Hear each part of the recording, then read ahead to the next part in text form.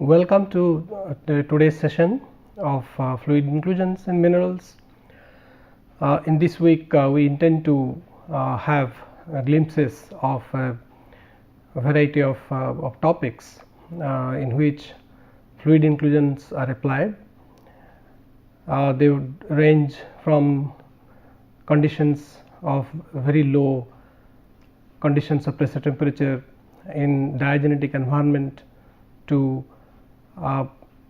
medium and high grade metamorphic environment to deformation in different types of regimes, tectonic regimes. And being a non-expert in all these subjects that I have mentioned, I will only give you a broad idea as to how the fluid inclusions can be looked at, how interpretations could be made which will be useful to the fields in which we have chosen the problem to address, of the characteristics of the fluid evolution, and how the fluid assisted process went around in giving rise to various types of phenomena, the processes that we are considering. So, each of these particular topics that I have mentioned, it requires a good background of the fundamentals of those subjects, and only they will be. So, the fluid inclusion characteristics and the fluid inclusion data will only be used in conjunction with, let us say for example, if someone is interested in understanding the metamorphism. So, the metamorphism in terms of what happens with increasing pressure temperature conditions to identify different types of mineral assemblages, something arising out of a reaction texture, some breakdown or some equilibrium assemblage, and to decipher in terms of the changing paragenetic sequence of the different metamorphic assemblages which generally come into existence with the changing pressure temperature conditions, and also more importantly the fluid that is present there. And so, one need to have a good understanding of the chemographic and the principles of application of heterogeneous phase equilibria chemical thermodynamics, in addition to the PV-TX relationships in fluid mixtures, so that the formalism can be very effectively applied to quantitatively understand the process of metamorphism. Similarly, when it comes to deformation, it's very essential to understand from very microscopic level of the minerals the way they deform their with respect to the different crystallographic planes, the slip planes, and the rules that abide by the deformation of these minerals, and what happens exactly if there are fluids present in the fracture spaces and how they facilitate the deformation process, in addition to the understanding of the broader aspects like the operation of far field stress conditions and the development of the different types of fabrics in rocks, a proper identification of them, and trying to put them in conformity or in accordance with what is observed from the fluid inclusions. Today we would just give a brief introduction. So, when it comes to the application of fluid inclusions to the study of deformed rocks, deformed and metamorphosed rocks as we find them in ancient and present day, modern day orogenic environment, the collisional belt, the mobile belts, where we see different many generations of metamorphism and deformation that the rocks would have undergone. And so, the fluids will eventually be getting entrapped within the host minerals, either during the process of their primary growth or during any recrystallization that goes on in between, and will be entrapped in those minerals, and we only see them when they are exposed to the earth surface. And this kind of process which make them exposed on the earth surface is definitely some kind of process of exhumation or unroofing which would have happened to bring the rocks to the surface from down below from great depths in terms of 20 kilometers, 25, 30, 10, 15 kilometers from the surface. So, just to begin the discussion,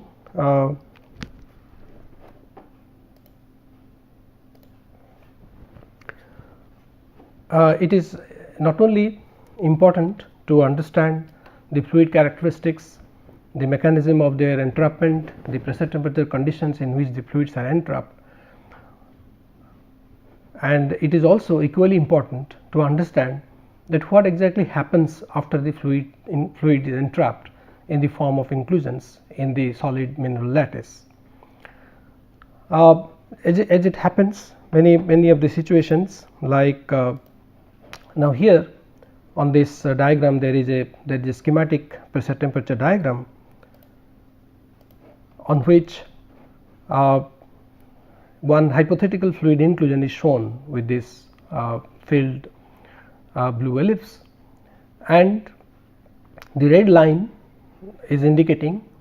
its isochoric path of evolution. What is essentially understood by the isochoric path of evolution is that depending on the composition of this fluid and the density, which is actually is out of the temperature at which it formed, and because our assumption is that the fluid after its entrapment will follow a isocompositional isodensity line or maybe a curved path, which will call as the isochore, and we presume that the right from the conditions of its entrapment at great depth corresponding to high pressure and temperature condition, with the exhumation of the rock, it would have followed a path where any change in temperature would have also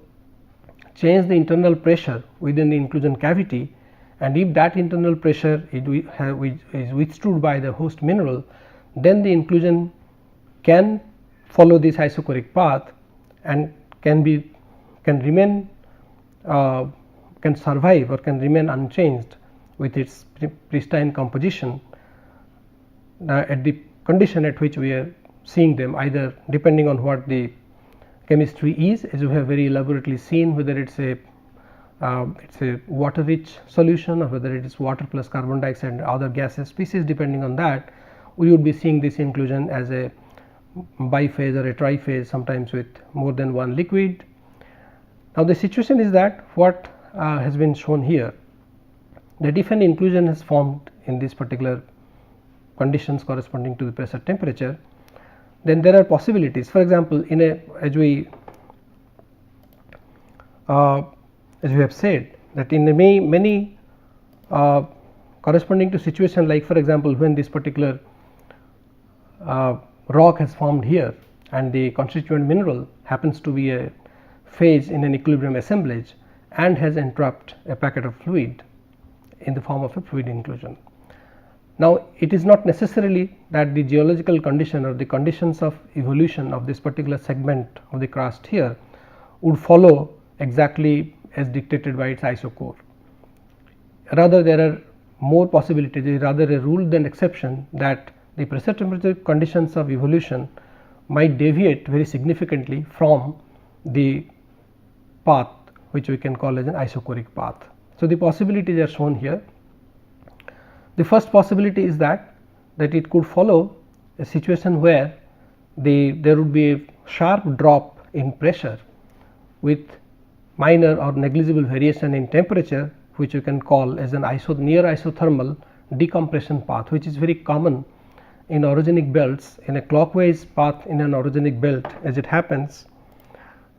for example, something essentially in a clockwise path, something if it starts from here, then it follows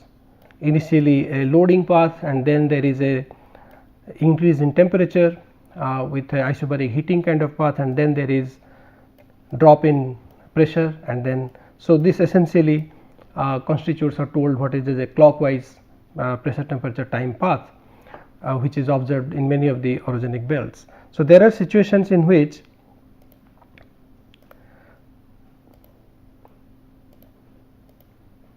this is a strong possibility that there will be a significant drop in pressure with very negligible change in temperature, because the temperature for the equilibrium temperature distribution to reach, it takes time because of the poor conductivity of the rock layers. So, when it happens in such a way, so what is expected here is that the fluid inside the inclusion cavity would tend to expand because of the fall in the pressure, and because of the higher coefficient of expansion of this particular liquid, this liquid will because of expansion of this particular fluid with decreasing in pressure. So, what exactly would happen there is something that if this is the inclusion, it of course will be in its one phase condition, because the temperature and pressure that is shown here would only be a miscible one phase fluid, whether it is a pure water or water plus carbon dioxide. So, what will happen is that with decrease in pressure,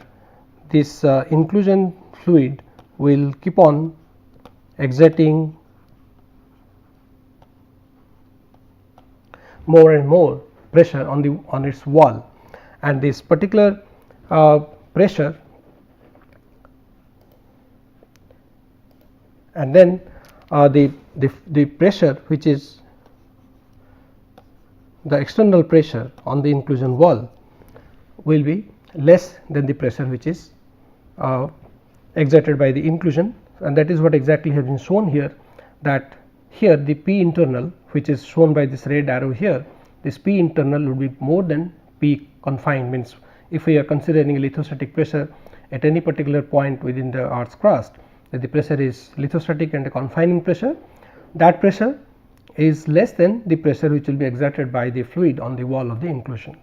So, if it depending on the rheological property, the ductility or the rheological property of the host solid mineral, it will undergo deformation. This inclusion will the shape of the inclusion will change. It might, there are some possibilities which might happen depending on this del P, that is in terms of in terms of megapascal, what is the difference of this, the difference of P internal and P confined. So, this will give rise to, so if this happens, there are possibility that the inclusion will change its original morphology, the geometry, and there are also possibility that the inclusion might undergo change in its density depending on what is the extent of this difference. As compared to that, if we think of a situation where there is a rock which is formed here, and then this, because it might depending on the kind of the tectonic process that is taking place, this particular rock will experience an isothermal loading, or sometimes it is represented as isothermal compression or ITC. So, it will have a process which will be isothermal loading, in which case the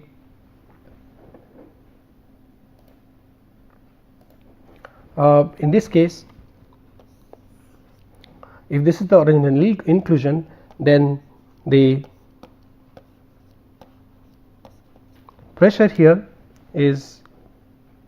the confining pressure, and the pressure that will be exerted on the wall of the inclusion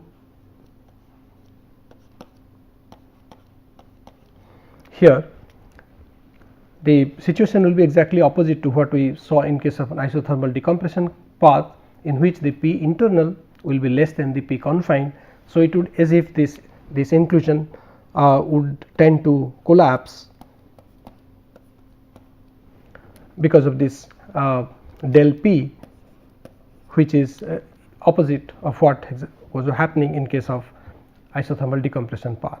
See, the other possibility here are that this particular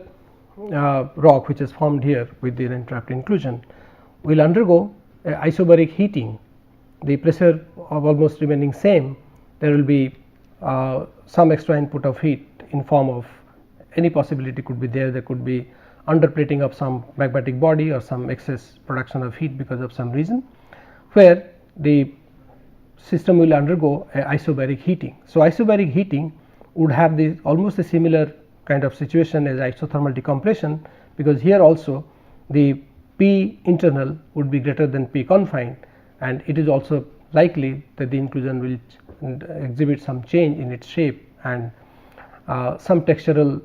change is expected, and it might, depending on the rate at which it might happen, that the inclusion might get re-equilibrated to a completely new set of shape or morphology. And similarly, so this the opposite of that, it could be isobaric cooling, in which case it is the P internal is greater than less than the P confined. So the two paths, isobaric heating and isothermal decompression, will be where the P internal would be greater than P confined, will give rise to the features which are classified under the change in the textural characteristics, which is due to explosion. The fluid inclusion cavity tend to explode because of the expansion of the volume, and the reverse situation as it happens in case of an isothermal loading and isobaric cooling, where the inclusion cavity tends to shrink because of the higher confining pressure. So this also give rise to some kind of texture which is implosion, known as the implosion type of texture. Now over the past 2 decades or so, we have been coming to know about them, got some very good idea about exactly what might be happening through experiments which are conducted by experts in the field. And I will be just quickly browsing through some of the results which was obtained in this as reported in this reference, which is shown here. So the experiments were done exactly on this kind of 4 different kind of paths: ITD, ITL, IBH or IBC, and then we can have a look as to what kind of textures were observed. So these experiments were actually done by these authors on synthetic inclusions, and synthetic inclusions are actually the ones which are trapped in Brazilian quartz by creating fractures in them, and then putting them into a hydrothermal apparatus where the fluid of desired chemistry can be trapped as inclusions sealed in the fractures, and those inclusions which we routinely use as the synthetic inclusions in many of the laboratories. So the first situation where the inclusion was trapped was synthesized. So this series of experiments which are reported were done on a 10 weight percent NaCl water, and this is an example of a inclusion, original inclusion which was trapped at a condition of 700 degrees centigrade and 5 kilo pressure. If we need to simulate the isothermal decompression, means we are going to change, or the pressure has to be dropped systematically, and within the experimental conditions in much shorter intervals of time compared to what exactly happens, in terms of only few hundreds of hours compared to what happens in nature. So if you could see here that this particular series where this inclusion is re-equilibrated at a condition of 650 degrees centigrade and 3 kilobar, and then subsequently at 2 kilobar and 1 kilobar of pressure, we could see clearly the change that is brought about in the inclusion geometry. And the notable thing here is this, that the inclusion tends to take the shape of an annular ring with a change, with a drop of pressure about 2 kilobar, and then these kind of features, which we can only say it's kind of explosion feature, where there are this inclusion cavity is likely to have decrepitated, and smaller such satellite inclusions just would have entrapped in the vicinity. Also, another important thing to observe here is that where some moderately large size inclusions are showing, so this could be as a hook shaped inclusion, this is an annular inclusion, whereas there are other inclusions which are of smaller size that seem to be intact, and this shows the extreme conditions. So in this kind of a situation where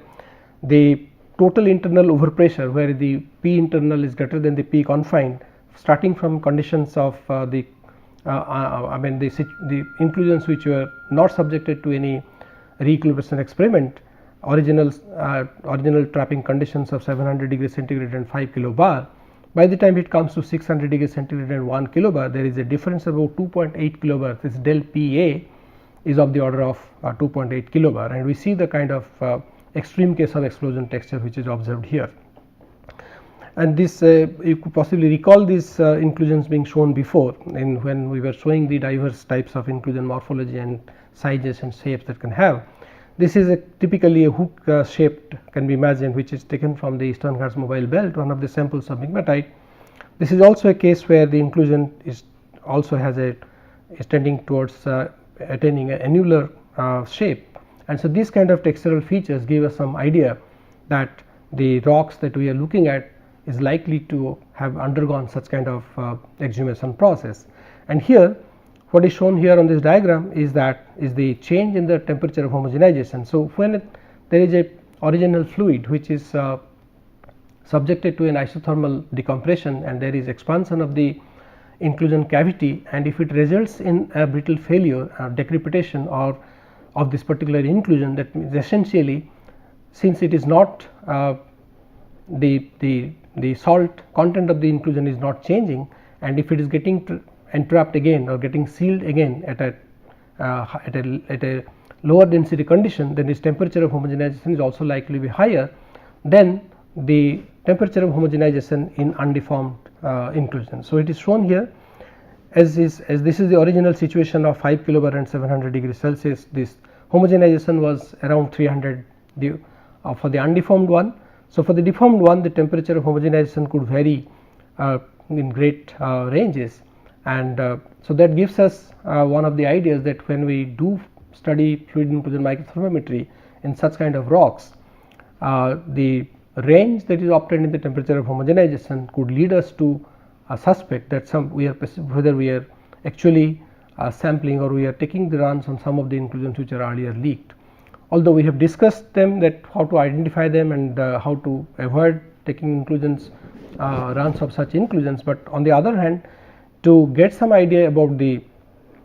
conditions of the tectonometamorphic evolution of these rocks, it gives us some very valuable insights. So, here is the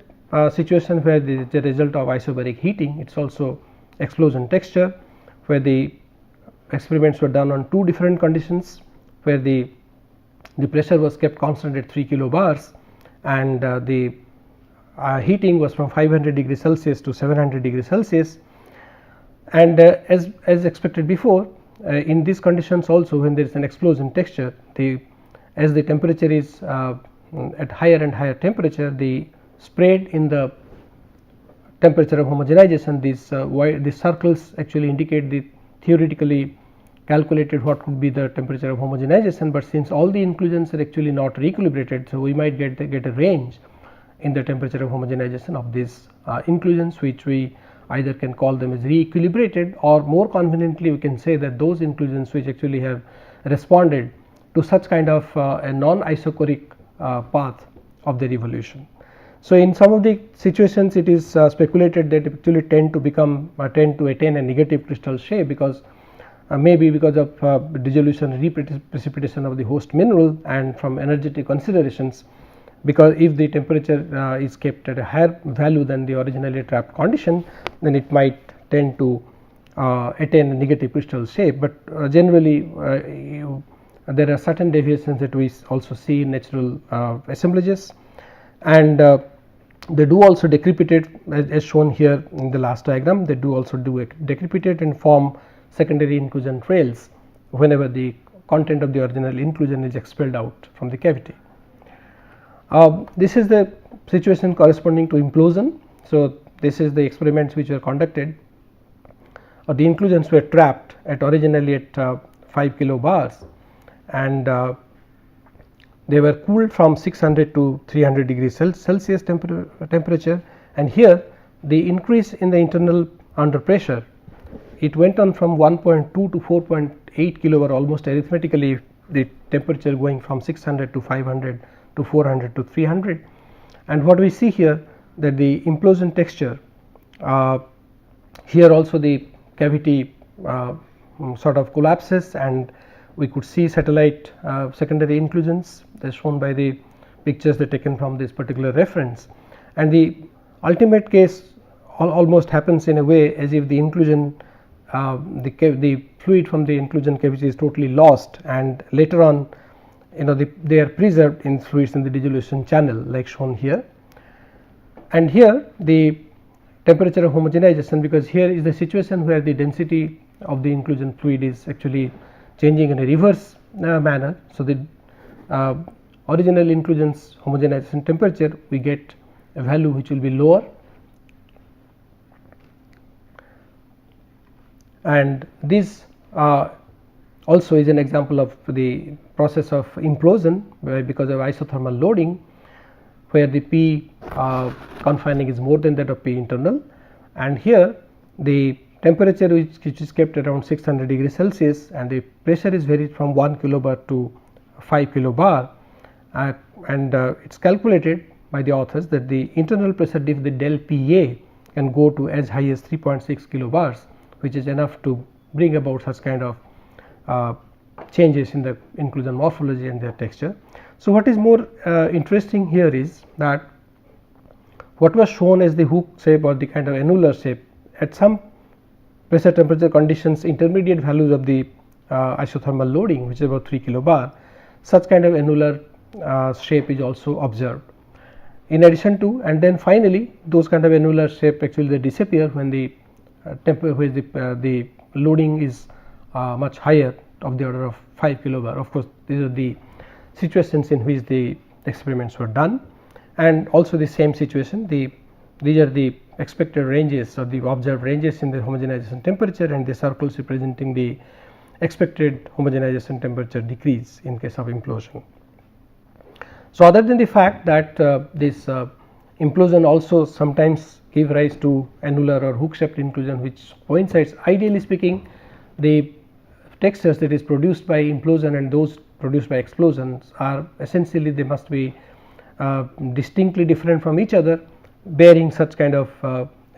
exceptional case. And so, this it is always essential, or it is always implied that we would always try to compare the results that people have reported from their experiments to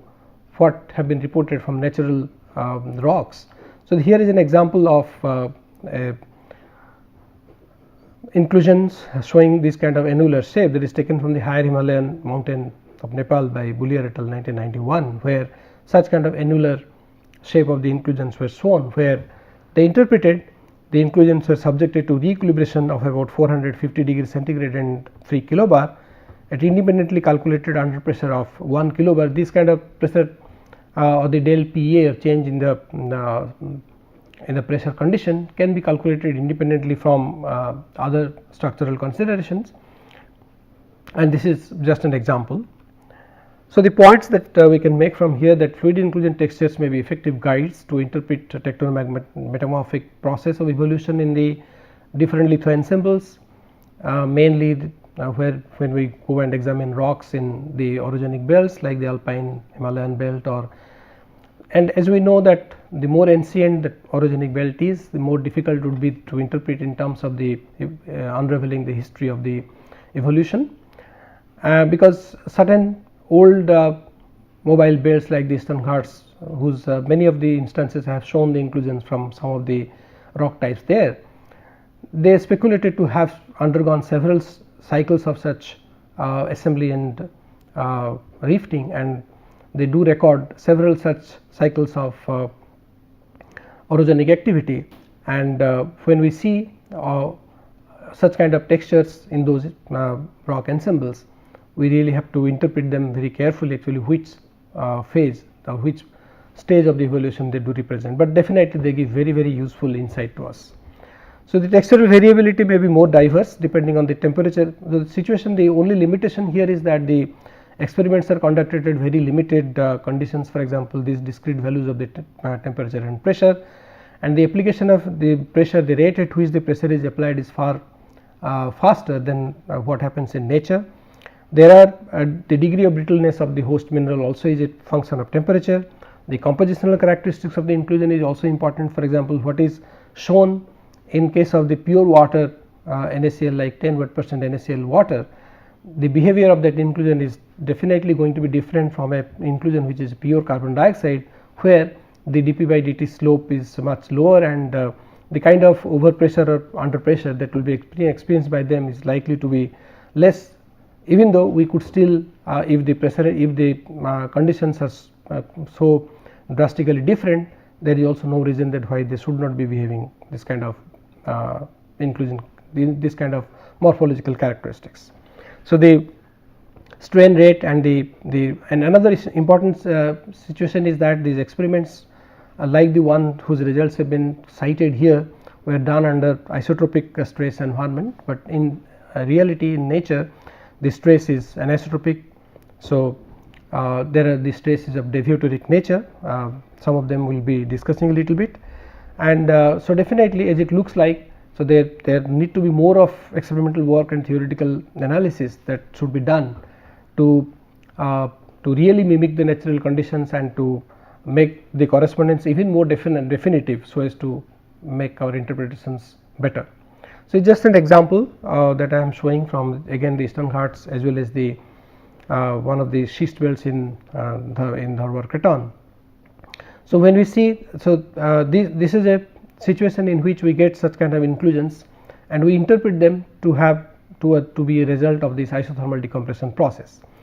Here it is an inclusion in which we see there is an aqueous liquid even with a vapor plus this black particle which are identified as graphite. In this case, this is taken from the one of the schist, a schist sample from the Hattimaske schist belt. This one is without any vapor phase. So, it depends exactly the pressure temperature condition at which corresponding to what we will just be discussing. Here it is a situation in which an aqueous fluid with graphite without any vapor bubble. This is an inclusion which is purely a carbonic liquid and graphite, and here it is showing that a pure carbonic biphase inclusion, liquid rich biphase inclusion, pure carbonic inclusion is coexisting with a pure carbonic vapor rich inclusion, and microthermometry showed that this inclusion homogenized into a vapor state and this inclusion homogenized into a liquid state. And as we know that if we look at the say for example, if we see the condition corresponding to the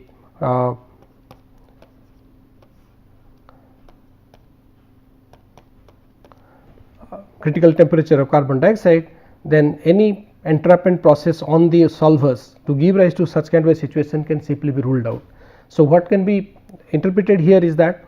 this inclusion, which is a vapor carbonic inclusion here, must have been trapped somewhere at a high temperature and very low pressure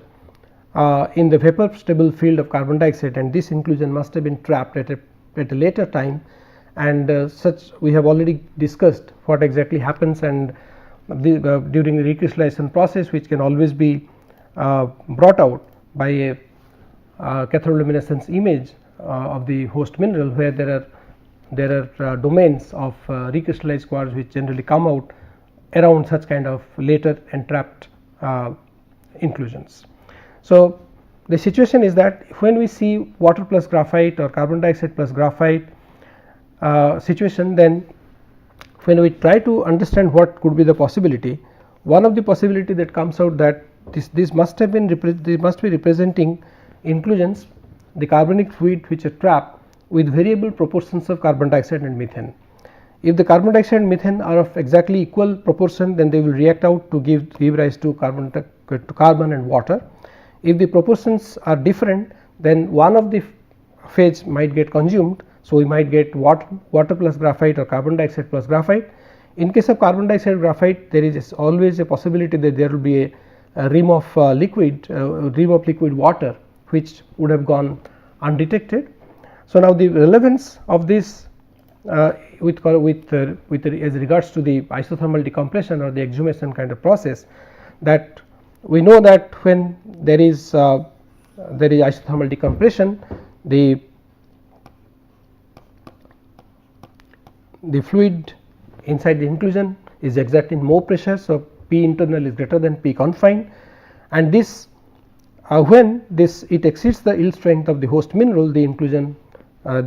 cavity explodes. So, there is brittle deformation goes on or happens, or some part of the inclusion can actually get out in terms of satellite inclusion and of a lower density.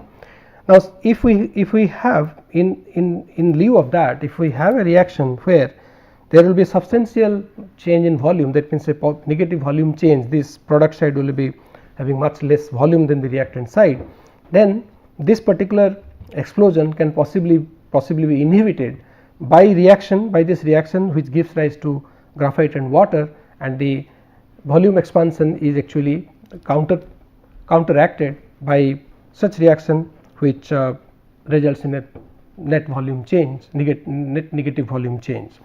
So, to prove that this particular reaction, has been the volume change of the reaction is worked out from thermodynamic data and is plotted here on a 3-dimensional plot. Here the temperature, pressure and the change in the volume. What we could see here that the at higher temperature conditions and also from higher pressure conditions, when we change the pressure from 5 kilobar to up to 3 kilobar, or suddenly when it comes to about 1 kilobar or so, there the change in the volume of this reaction is substantial, and as a whole, I mean what we can observe from this particular diagram, that this proposition of the exhumation resulting in such kind of inclusions which give rise to various proportions of graphite plus water plus carbon dioxide plus or minus methane could be this kind of a reaction mechanism is very feasible, and the calculation of the volume change of the reaction actually supports the fact that there could be substantial change or reduction in the volume of this particular fluid mixture, and that is how. So, these kind of situations when we see in the fluid inclusion assemblies, that also gives us some indication that an isothermal decompression phenomena must have taken place. So, these are some of the examples that I could cite, but there could be many more, and there are many other case studies. For example, from the alpine belt also there are some classic studies which exactly talk about, and also the situation which I depicted here, that this carbonic vapor inclusion. So, the situation here is that there are two things which happens, that the some when the inclusions which are already trapped in the host mineral. So, either you can have a situation that the inclusion is trapped in the host mineral, or the fluid which is present in the intergranular spaces or the fracture spaces, and this particular ensemble is undergoing exhumation. So, the already trapped inclusions will undergo changes like the one which is shown here, and the fluid which is present, say for example, if a carbonic fluid in its liquid state it is present when the condition, the pressure temperature condition was high, pressure was high, and as the pressure dropped because of an isothermal decompression, it goes into the carbon dioxide vapor field, and this carbon dioxide is later on trapped as a carbonic vapor. So, these two situations actually correspond to this kind of these phase changes is post entrapment phase changes in response to isothermal decompression, whereas this kind of entrapment took place after the isothermal decompression has taken place, and the fluid, the carbonic fluid actually entered into its vapor stability region from the liquid stable field with decrease in pressure. So, these are some of the interpretations that can be made from fluid inclusion characteristics and from the microthermometric data, which could be of very useful significance to understand the technometamorphic evolution in such kind of terrains. So, we will continue our discussion in the next class. Thank you.